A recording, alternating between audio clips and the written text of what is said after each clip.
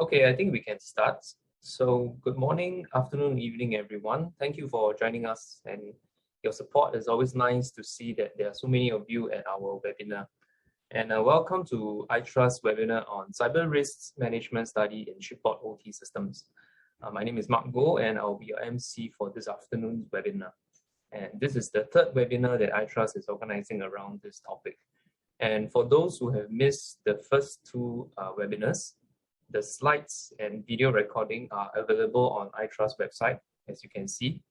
And in those two webinars, we had shared with the participants the list of cyber threats in shipboard systems, their corresponding mitigation measures, and also a review of existing guidelines on maritime cybersecurity. So in this webinar, we will put all our findings together in the form of a cyber risk assessment, as well as a security tier model. And before we begin, iTrust would like to thank the Maritime and Port Authority of Singapore, MPA, and the Singapore Maritime Institute, SMI, for their support in this webinar. And we also like to thank SMI for funding iTrust to carry out this research study.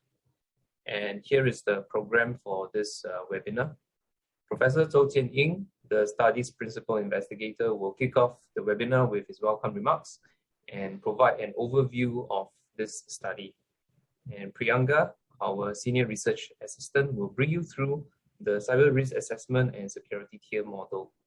We will then have about 30 minutes to take questions and feedback from the audience, followed by closing remarks. And as with previous webinars, a gentle reminder to mute your microphone and hold your questions until the end of the presentation. So without further ado, it is my pleasure now to invite Jianying to give his welcome remarks. So Jianying, please. Hello, everyone. Welcome to our third webinar on maritime cybersecurity. Let me first recall the motivation of our work. Maritime industry is one of the key engines of Singapore's economy. It has shown an increasing trend of adoption of more and more ICT technologies in maritime industry, with enhanced monitoring, communication, and connection capabilities. This will significantly improve the productivity and reduce the operational costs. However, this will also introduce additional cyber risks. And shipboard OT systems will be subject to more cyber attacks, which will disrupt the safe operation of a vessel and may also cause catastrophic consequences.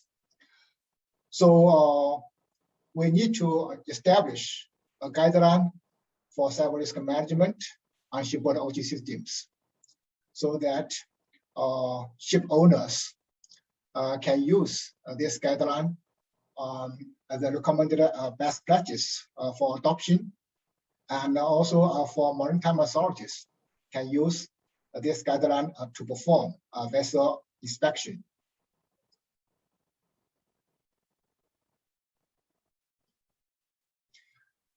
So far, there are already quite a number of regulations and industry guidelines being released by various societies on maritime cyber risk mitigation. For example, IMO released a guideline on maritime cyber risk management in 2017, and BIMCO also released a guideline on cyber risk on board ships in 2020.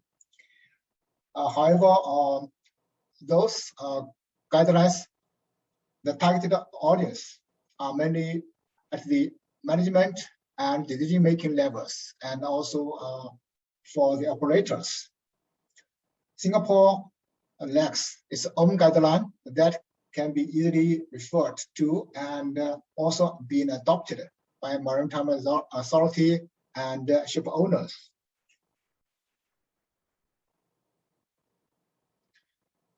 So we focus our study on cyber risk management in shipboard OT systems, including navigation, communication, production, propulsion, and power control, as well as cargo management systems. In our first webinar, we shared our investigation of cyber risks in shipboard OT systems. In the second webinar, we shared our study of existing guidelines for cyber risk management and our proposal of mitigation measures. In today's webinar, we will introduce our new guidelines for Singapore's context, and a couple of factors will be considered when we produce the new guideline. We will consider the balance of risk versus the cost to enforce the guideline, and we will take a tiered security approach for shipboard OT systems so that the risks will be addressed with the priority.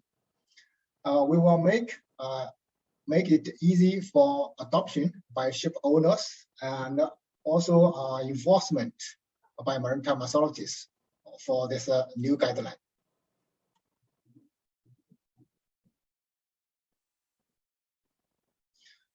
Our study can be divided into 4 stages.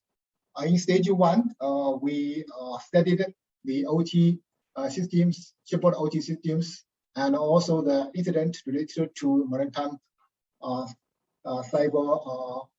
maritime industry.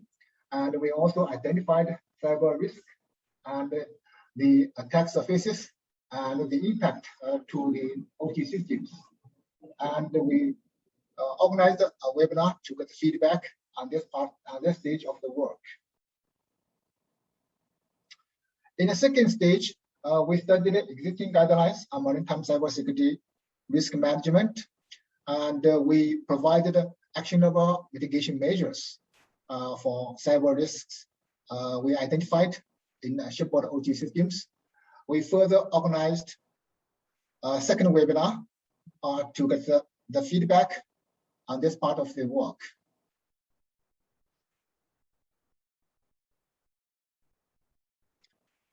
In the third stage, we performed the cyber risk assessment and provided a checklist, which is based on the tiered security approach to prioritize the cyber risks being identified in the shipboard OT systems.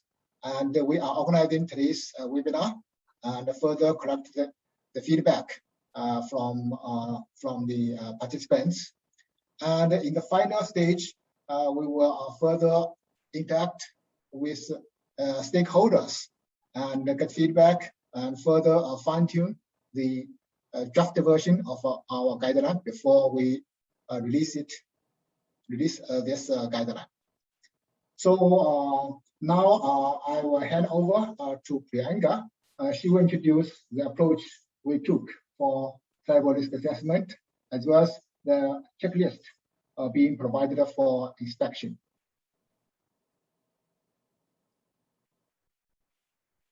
Thanks for the introduction, Prof. A very pleasant afternoon, everybody. I'm Priyanka Rajaram, working as Senior Research Assistant at iTrust. So today I will be presenting on the cyber risk assessment of the risks identified in shipboard OT systems and the checklist with tiered security approach. So before proceeding to these topics, let me give a brief introduction to maritime security and also talk about the OT systems considered for the study, the identified cyber risks, and the mitigation measures that we presented in the previous webinars. So first of all, ships are hugely reliant on digital technologies for their operations such as navigation, communication, propulsion, power management, and cargo management. But cybersecurity related threats are still on the rise. So weak security measures could result in ship damage, loss of lives, and also cause reputational and economic loss for the company, which might take years to recover. So adopting an effective cyber risk management approach is very essential to safeguard the ships from cyber attacks. So the purpose of our study is to guide maritime authorities and ship owners in assessing the cyber hygiene and implementing good cybersecurity practices for their ships. So our study is focused on the cyber risk management of major shipboard OT systems that are crucial for the day-to-day operation of ships. The systems we studied include communication systems, propulsion, machinery and power control systems, navigation systems, and cargo management systems. And these are the major cyber risks associated with these systems. As vessels connect to the internet to enhance the efficiency of their operations and communication, OT systems become more vulnerable to cyber attacks. So during the initial phase of our study, we analyzed and studied the possible attack scenarios and the attack surfaces in these OT systems, as the risk may pose a significant threat to ship operations and the safety of crew and cargo. So after identifying the cyber risks, we framed a set of actionable mitigation measures for managing the risk. It is very important to protect critical systems and data with multiple layers of protection measures. So some of the mitigation measures are shown in this slide. Technical measures involve measures like setting up firewalls, using virtual private networks, implementing OT-IT traffic segregation, and antivirus installation. Whereas physical security measures include restricting physical access to USB ports, access control lists, and placing crucial devices in a secure location. And procedural measures include operating system updates and software updates, password reset mechanisms, and crew training. So the lack of proper security mechanisms will give rise to a lot of cyber incidents, and a lot of such incidents are being reported.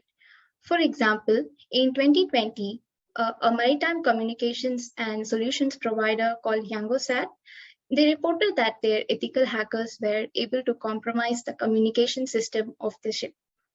As the default username and password of the VSAT administration interface was still on use, they were able to take control and alter the configuration of the system.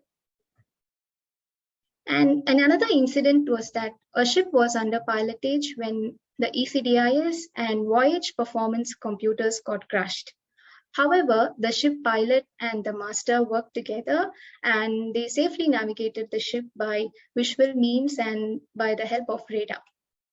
So later, when the computers were rebooted, it was apparent that the operating system used in the system was outdated and unsupported.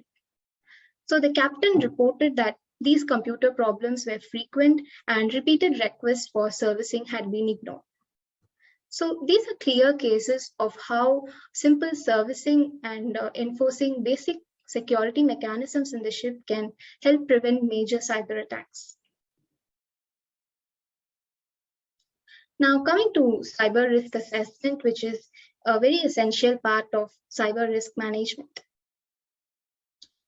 So after identifying the threats, vulnerabilities, and impacts of the cyber risk in shipboard systems, the next step is to assess the likelihood and severity of these risks with the help of a proper cyber risk assessment approach. So usually software updates, equipment maintenance, and other services are done frequently. So due to this, the functionality and operational conditions of a system will also change from time to time. So regular risk assessments will help ship owners to uncover the existing and unknown vulnerabilities in the system, and it will ensure a better understanding of the impacts of the risk and the importance of enforcing proper security controls. So in the risk assessment approach taken for our study, we calculate the risk score for each of the risks in OT subsystems using a 4x4 risk score matrix.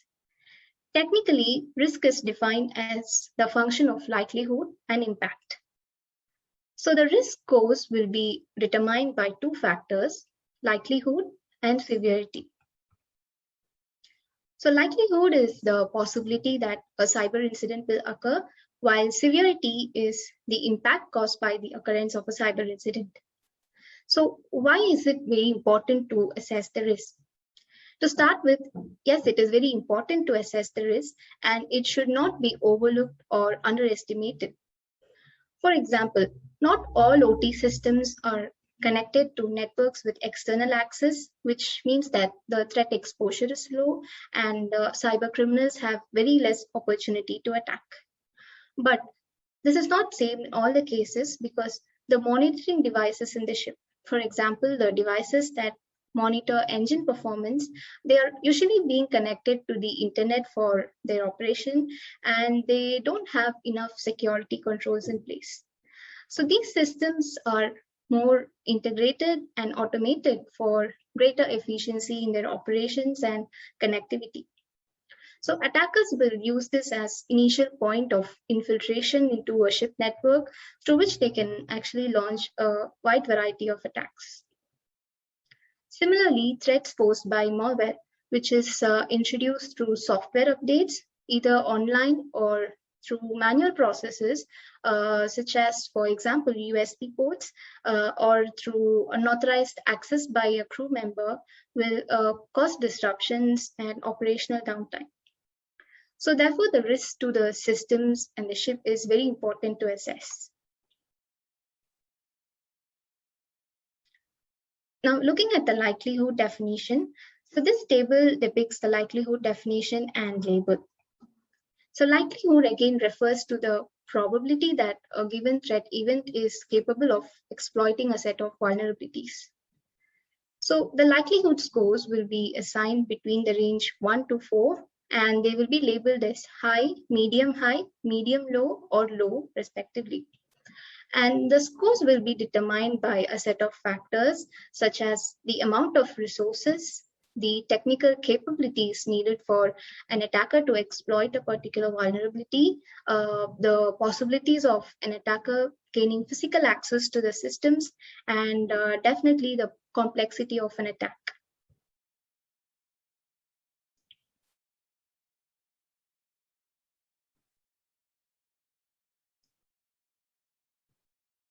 So next we will look at severity definition. The table here is the 4-step scale to measure the severity of cyber risk.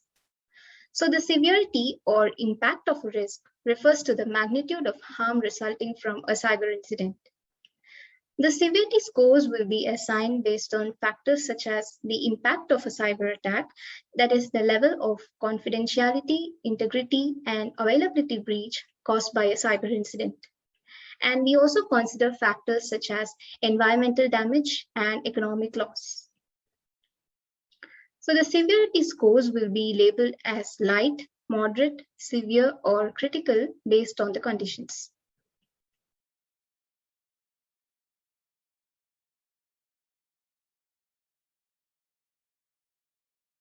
Now, looking at the risk score matrix, so we determine the risk score by the likelihood of exploiting a given cyber incident and the consequences that impact a system. A risk matrix is always used to depict this diagrammatically. So here is the 4x4 risk score matrix for determining the risk level of each cyber risk. So the risk score is derived by multiplying the likelihood and the severity scores. So each of the cyber risks in Shipboard systems will be considered for the assessment, and their impact and likelihood will be evaluated based on the definitions that we discussed previously. And finally, the risk scores will be assigned. And this table on the right is the risk score classification within the risk score matrix. So in this matrix, as you can see, the region of red boxes indicate high risk with risk scores ranging between 12 and 16, and the region of yellow boxes indicate medium risk with risk scores between 3 and 9, whereas the region of green boxes indicate low risk with the scores 1 and 2.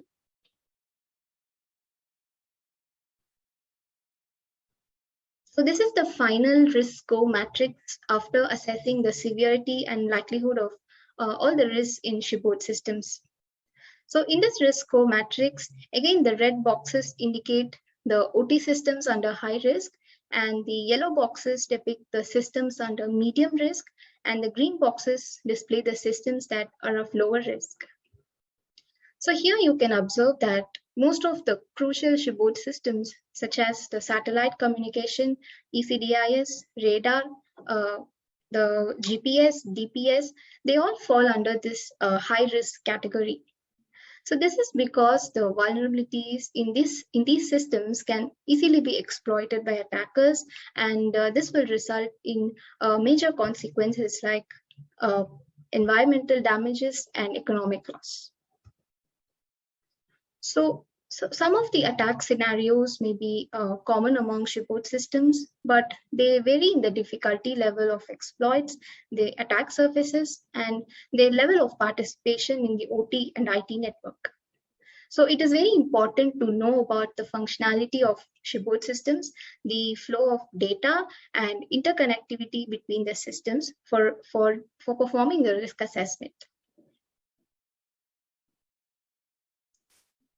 Now we look at few examples to discuss on the risk scores. So here is an example of ECDIS in the high risk region. The cyber risk addressed here is malware intrusion through USB ports. So when malware is injected into the ECDIS through a USB port, malicious code or commands might get executed in the system, and this will take ECDIS offline. So, and this will also leave the ship without any means for safe navigation. And this will also result in ship collision, which involves a possibility of causing physical harm to the crew. So, and this attack does not require much technical knowledge, even if it is done intentionally or unintentionally. So since the severity and likelihood is very high, the risk score is 16, and this comes under high risk category. And this is similar in the case of propulsion, machinery, and power control systems also, because the engine parameters are often monitored and controlled from a PC or a multifunction console. So if malware is injected through USB ports in that system, then it will cause the engine to malfunction, which may result in explosion or ship damage. And next, this is an example of satellite communication system in the medium risk region. The cyber risk addressed here is cross-site scripting on the VSAT modem's web administration interface. This is one of the most commonly addressed vulnerabilities. So poor input sanitization mechanisms in the web interface of VSAT system will allow hackers to inject arbitrary client-side code and hijack the session.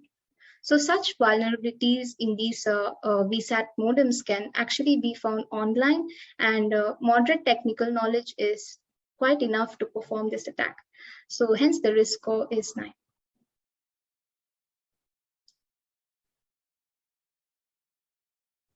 Next, this is an example of propulsion, machinery, and power control systems in the low risk region. The cyber risk addressed here is man-in-the-middle attack. So this attack occurs when an attacker breaks into the vessel network and manipulates the serial data relayed between the devices that are connected in a serial network.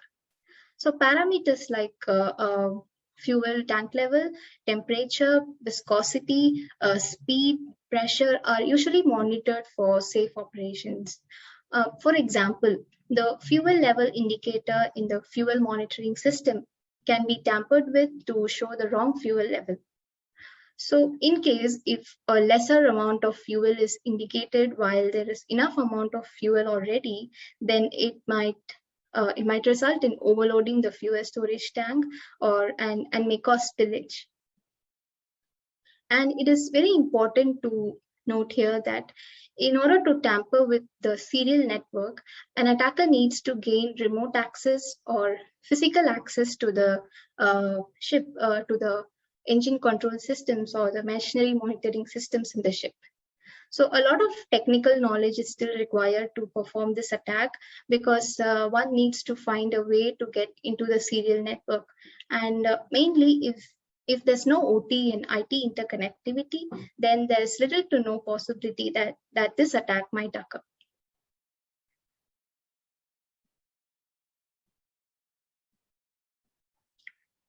So again, this is the final risk score matrix after assessing the severity and likelihood of all the risks in shipboard systems. This is the one I showed previously also. So as for the next step, we categorize the systems and their associated risks into high, medium, and low risk categories from this final risk score matrix. The region of red boxes will be the high risk category. The region of yellow boxes will be the medium risk category, and the region of green boxes will be the low risk category. We will see more about this in the upcoming slides. Okay, so these are the high risk systems and the attack surfaces and risks associated with them. For example, using default username and password credentials in the SATCOM system's web administration interface will allow hackers to enter the vessel network without any authorization. So attackers can find these default passwords through online resources like Shodan, or can carry out a brute force or dictionary attack to find a weak or a common password. So since this poses a huge impact on ship operations and is indeed easy for an attacker to exploit, these risks are considered very high.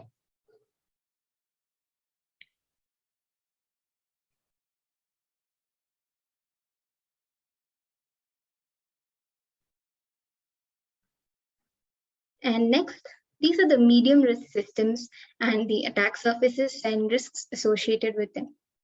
For example, when SATCOM software is not updated, an attacker can gain unauthorized access to the vessel network by exploiting the vulnerabilities in the older versions, which can actually be found online. So this will disrupt vessel operations. And finally, these are the low risk systems and the attack surfaces and risks associated with them.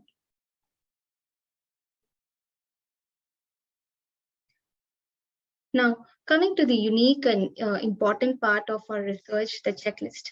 The purpose of this checklist is to help ship owners implement mitigation measures and assess the cybersecurity strength of their vessels. So while it is impossible to say have a 100% cybersecure ship, it is still possible and indeed the responsibility of ship owners to alleviate the likelihood and severity of the risk with an effective cyber risk management strategy. So performing risk assessment and enforcing appropriate mitigation measures can help to reduce the consequences that arise as a result of cyber attack. But along with this, having a checklist and checking on the cyber hygiene of the vessels can help ship owners make sure that the most crucial safety measures are in place. So the key features of our checklist is that it includes a list of actionable mitigation measures to manage the cyber risks associated with the shipboard systems. And also the checklist is actionable and very easy for implementation as it considers the balance of risks and costs. And in this study, we actually propose a tiered security approach for defining the checklist, as this can help ship owners mitigate the risks at each level. And previously, from the cyber risk assessment of the risks in shipboard systems, remember we classified the systems into high, medium, and low risk categories based on the risk scores. So the purpose of doing that was to define and classify the tiers.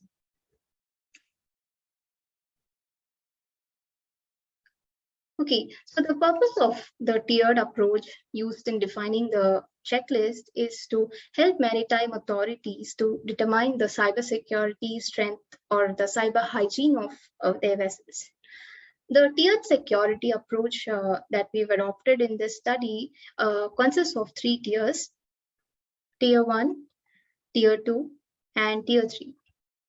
So a tier of security refers to the urgency of cyber risks of a ship to be managed.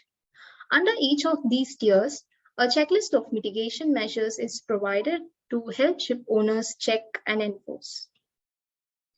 The Tier 1 checklist provides mitigation measures for managing the high risks which means that the security controls given under this tier is a must-have.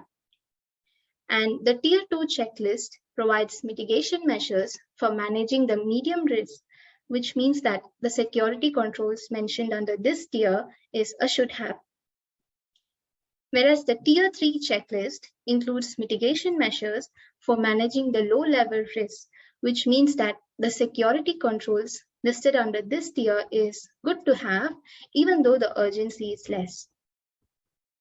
So the ship owner may first perform risk assessment and identify the risk levels, and then choose to mitigate the cyber risk at any one or all of the security levels. So, for example, after the cyber risk of vessels are assessed and the risk levels are identified, if it passes the Tier 1 checklist, it means it will not be subject to the high-risk cyber attacks. And if it further passes the Tier 2 checklist, it means that it will not be subject to the medium-risk cyber attacks. And then if it also passes the Tier 3 checklist, it means it will not be subject to low-risk cyber attacks also. So the purpose of doing this tiered security approach is to address the urgency of cyber risk. Some risk may be of less urgency, but the system may not be secure enough. So it is still important to enforce appropriate measures at all the risk levels.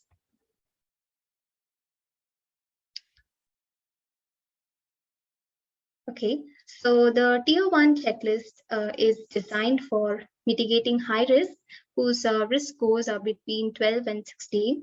That is the risks that are most vulnerable and easy to exploit.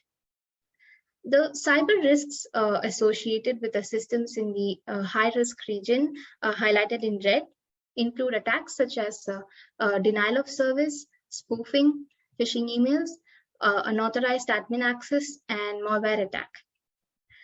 The chances of these cyber events taking place is very certain as these attacks require a very basic technical knowledge to perform, and the consequences are very huge as this attack might cause economic loss and disrupt day-to-day vessel operations.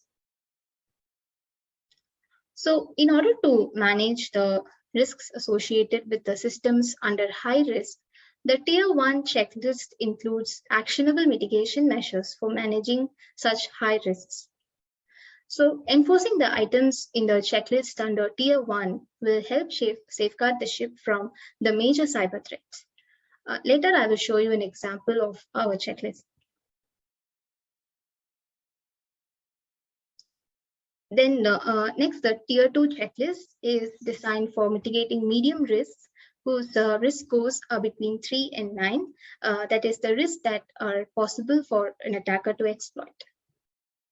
The cyber risks associated with the systems in the medium risk region, highlighted in yellow, include attacks such as cross-site scripting, eavesdropping, replay attack, frequency hopping attack, jamming, access point tampering, and session hijacking. These attacks require moderate or basic technical knowledge to perform, and the consequences are that these attacks might cause data breach, unavailability of systems, and also cause disruption of ship-to-shore communication link. So in order to manage the consequences that arise from the cyber risk in the medium level, the Tier 2 checklist includes mitigation measures for managing such risks. And finally, the Tier 3 checklist. So the Tier 3 checklist is designed for mitigating low risk, whose risk scores are between 1 and 2. That is the risks that have very less chances of being exploited. The cyber risks associated with the systems in the low risk region, highlighted in green, include attacks such as man-in-the-middle attack, remote code execution, and backdoor attack. So these attacks require advanced technical knowledge to perform and also requires to chain multiple exploits. And the consequences of these attacks are that they can result in data breach and may also impair the normal authorized functionality of a system by misleading the communication between OT systems. So in order to manage the cyber risks associated with the systems under low-level risk, the Tier 3 checklist includes mitigation measures for managing such risks. It is important to note here that even though the risk score is less, which means the urgency is less, it is not advised to overlook this issue because the systems are still not fully secure. So it is good to consider and enforce the measures given under the Tier 3 checklist also. So this is a sample checklist.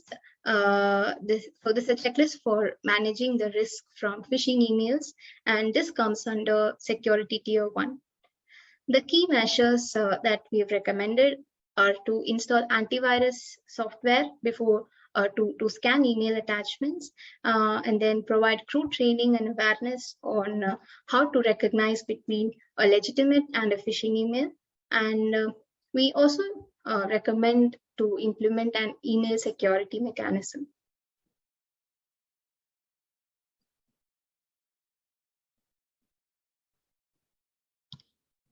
Similarly, this is again a part of the checklist for you all to see. The key motivation here for us is to help ship owners in mitigating the cyber risk to a possible extent.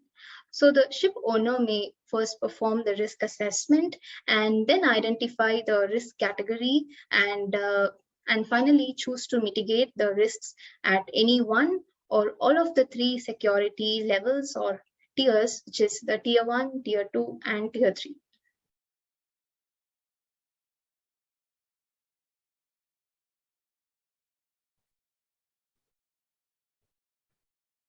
So coming to the conclusion, the key takeaway from this study is that lack of proper security controls in the ship is one of the major reasons for cyber attacks. For example, the interconnection between IT systems and OT systems, the lack of crew awareness, use of weak passwords, default configurations, use of old versions of software, open USB ports, lack of encryption. These are all some of the major loopholes or vulnerabilities that attackers can easily exploit and compromise a ship system. So all this could result in financial loss to the company and cause confidentiality and availability breach. So it is very important to enforce proper security mechanisms to restrain hackers from accessing sensitive information and the systems. And although enforcing technical security measures are important, it is very important to consider human factors and also enforce strict physical security measures. And most importantly, the cyber hygiene of a vessel must be assessed regularly to safeguard the vessel from the existing and new vulnerabilities. So cybersecurity being an important concern for the maritime sector, this research was focused on developing a practical guideline to guide them in implementing good cybersecurity practices and in assessing the vessel's cybersecurity strength. So the cyber risk assessment approach that we proposed and our checklist will help ship owners and maritime authorities in assessing the cyber hygiene of their vessels and to implement sound cybersecurity practices to safeguard the ship, the cargo, and the crew. And that's it. Thanks a lot, everyone, for your time and attention today. I will now hand over the session to Mark. Thanks again. Thanks, Priyanka. We will now move on to the Q&A or feedback session.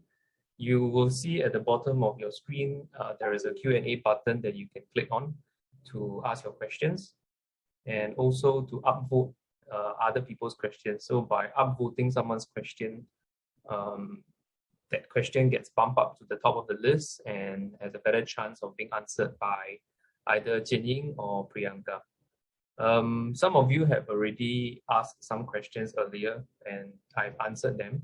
Priyanka, can you share your screen and go back to, share your slides and go back to the second slide? So many of you have asked regarding whether the current webinar or the past webinar recordings and slides are available. So the answer is yes. Let's take a look at Priyanka's slide. Okay, now? Yeah. Okay. Yeah. So you can see iTrust website, the link is provided over there. And if you look on the right side of the screen, the arrows, you will see the first two webinars already posted there with a YouTube link as well as the link to download slides. So the previous two webinars will be there. And similarly for this webinar, we will also do the same. So do visit our website and then look under the calendar of events where we will post today's webinar. So without further ado, you can start to ask your questions on the Q&A and we will have both of them to answer. Thank you.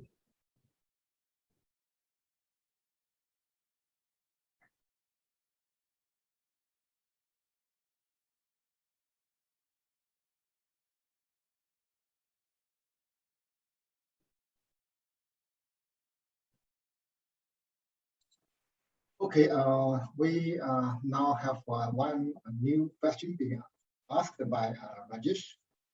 I see the analysis is based on export information. How many exports did you have and how did you acknowledge the display disparity of information? So all the analysis are based on our own cybersecurity knowledge and experience, and as well as with the input from some maritime experts, so that we come up with all those analysis on the shipboard OT systems. Thanks, Jining. I think just to add on to what Jining mentioned, of course, we don't claim to have full and authoritative knowledge on all the cyber risks that are available. And that's one of the purpose of this webinar, which is to gather feedback. So if you do see any cyber risks and mitigation measures that we have not been included and you think is important, do let us know and we can see how we can incorporate this into the guidelines so that to make it more comprehensive for everyone to adopt. So thank you for your question. We have another question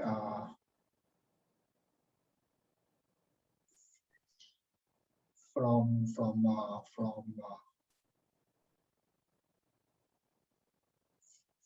Van Kinton.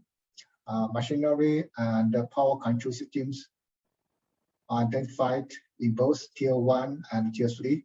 How do you differentiate on the measures to be taken? I think this question has already been answered, because for each of those OT systems, there are different type of attacks and risks, and those risks can be classified into different tiers based on their likelihood and also severity. So that's why we will see the for one OT system, it can be categorized into different tiers, which is based on the different type of risks they have.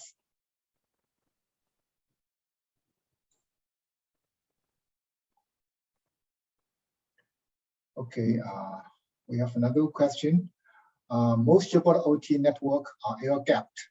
It's a very real instance. It will be a public internet-facing.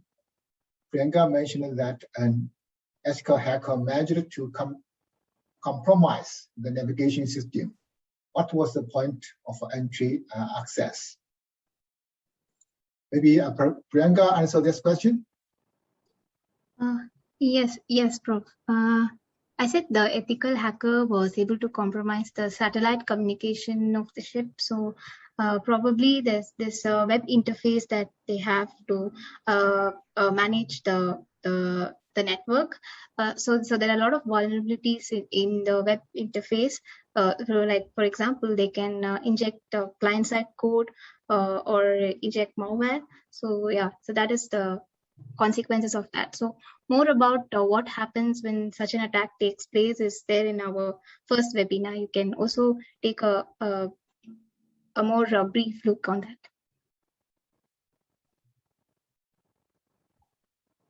Bunkai asked whether there is a website to reference the OT attacks. So not exactly a website, but as mentioned by Jinying earlier, we will be publishing a set of guidelines that will list down all the list of cyber risks as well as their mitigation measures. So this guideline is one of the key deliverables of this study. So we'll definitely publish it at the end of this project, which is I think first quarter of next year. So do look out for it. Thank you. We have another question. Do you partnership with class societies on cyber security notions? And yes, and at the moment we have already developed the draft version of the guideline. In the next stage, we will interact with the different stakeholders, including the class societies and also the ship owners, to discuss with them and get feedback from them, and will further fine-tune the draft guideline before it is released. Another question: can we get the checklist? Yes. When we finalize after we finalize this guideline, then it will be attached as the appendix in the guideline.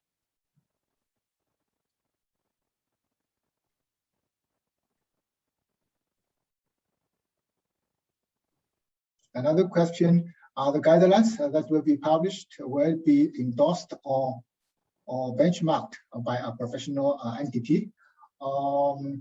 We, as the project we are doing now, we will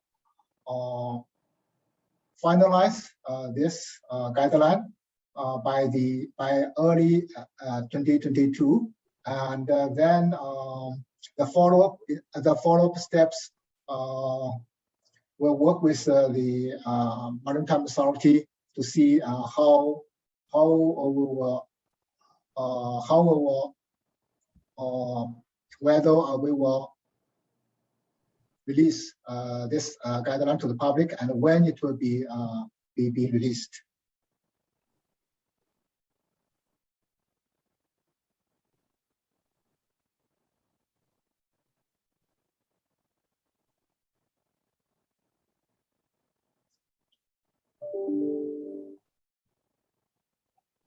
Okay, any other questions?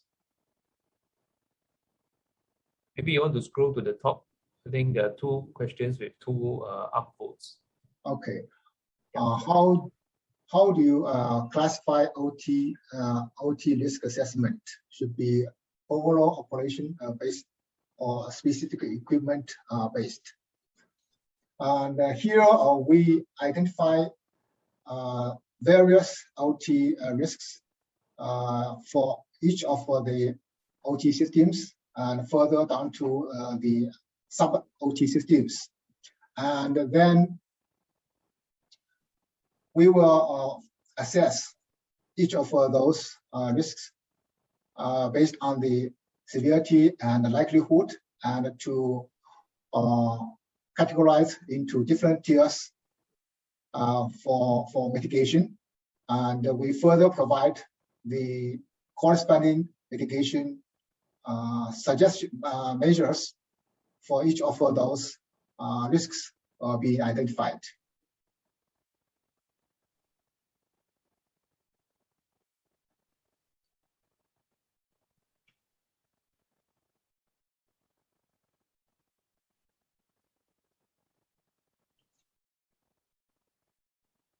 We have one more question. How do we identify which system require OT cyber security protection? do all systems on board the vessel required to be compliant to OT security.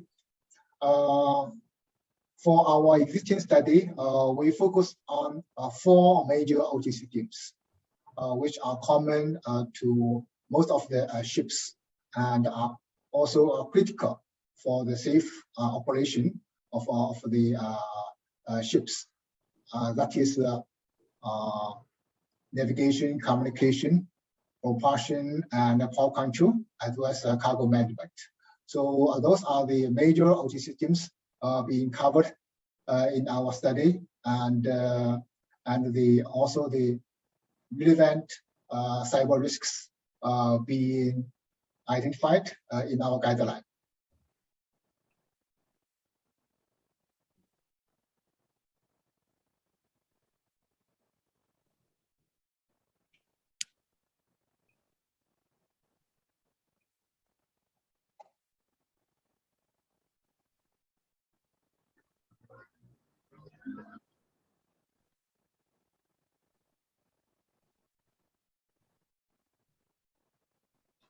Okay, any other new questions?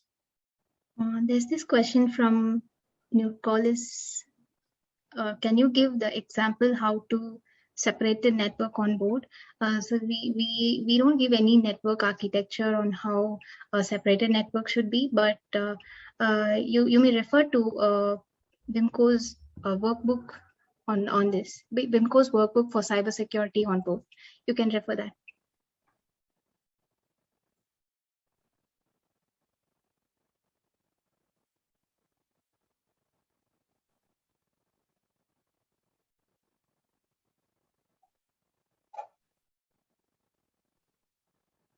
There's one by Jun Yen Xiu. Are you all planning to develop your own mitigation strategies for some of the risks mentioned?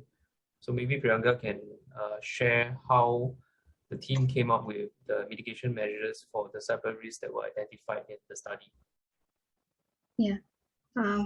Okay. So we first identified the cyber risks in all the OT and IT systems. So some of the mitigation measures were on our own, and some of them we also referred to a set of documents from a well-recognized source. And yeah, so it's based on our knowledge we frame the mitigation measures. Thanks. Just to add on, I think wherever possible, we don't need to reinvent the wheel. Whatever mitigation strategies that are out there, they apply across different domains for the same cyber risk. So if they can be applied to the maritime OT systems, then of course we will just adopt it, and of course ensure that they are relevant to mitigate those risks. So to answer your questions, where possible, we will use existing mitigation strategies. Thank you.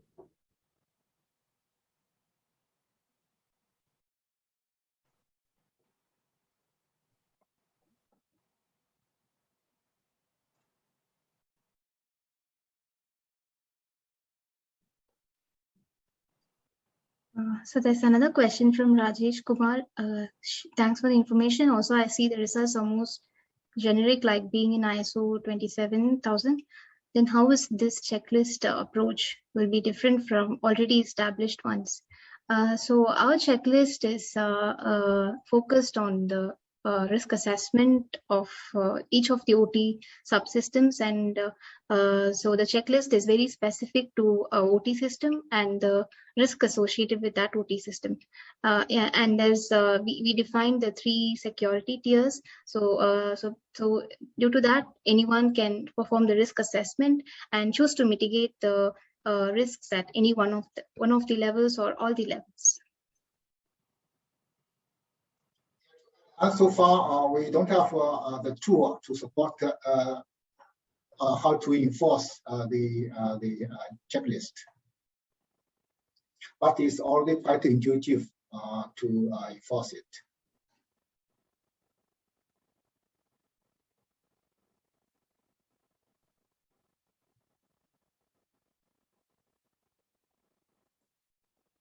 There's a question by Pradeep.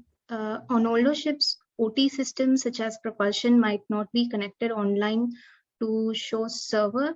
They might have computer connected for control system, most probably offline. What would that need cyber risk assessment? Would it be high risk?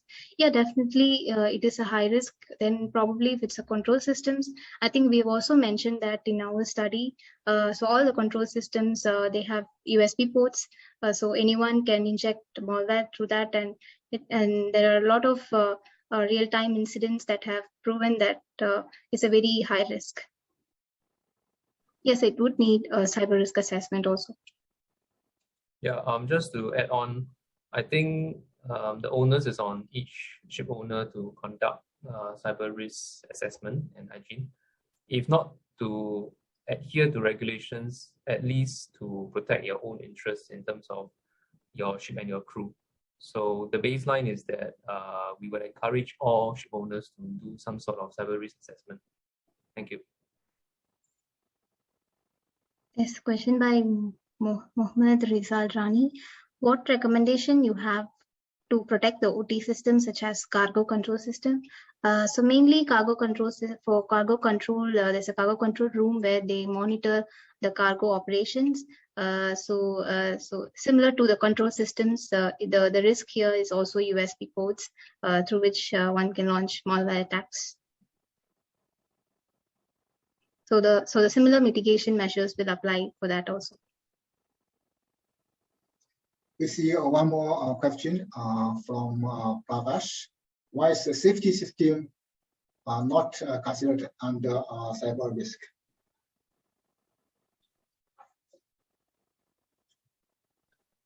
In our current assessment, we mainly focus on the 4 major OT systems, shipboard OT systems. Some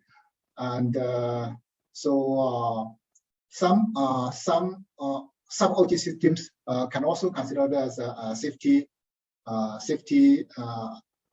systems, and we didn't provide our assessment based on with a separate category of a safety system. We have another question from Chen Liang Guo. So you see value implementing a network intrusion and threat detection system. Yes, there are cyber risks that we need to deploy, deploy a security solution like a network intrusion detection system to defend and mitigate such kind of attacks, especially through the SATCOM systems to compromise the other shipboard OT systems. We have another question from Fei Xianghe. Speaking of USB ports, I have a comment. Ransom as a service hackers recently trying to recruit employees from target companies to plan a ransomware. If the air-gapped ship OT system has no proper authentication authorization checks before allowing executables to run, then such insider threat will be a problem. Yes, this is one of the major threats that can be deployed through a USB port. So we categorize this type of the attack as the one in tier 1 with the highest priority to be addressed. For all the devices to be connected through the USB port need to be authenticated and authorized before they are allowed to be connected. Yeah, comment and question is that you can have the best intrusion detection system, but in terms of staff training, is very important for knowledge and awareness to help them understand the cyber risks involved and how their own actions or inactions can affect the security of the ship as well as their own lives. And for insider threats, of course, like what Prof mentioned, access controls is a very important factor. Whether is it to the room itself or to the USB port. So access control needs to be put in place so that you don't have all these unauthorized access and running of executables. Thank you. Okay, I think it's time to conclude today's webinar. Here, I would like to thank everyone again for attending our webinar. And also thank you for valuable comments and feedback. And if you have additional questions, feel free to contact us. And we will also try to answer offline. As the next step, we will circulate our draft guideline to stakeholders and feedback and collect the feedback and further fine-tune the guideline. And we will schedule a wrap-up webinar in early 2022 before the guideline is released. So once again, thank you for your support. Thank you, everyone, and have a good weekend ahead. Thank you, everyone.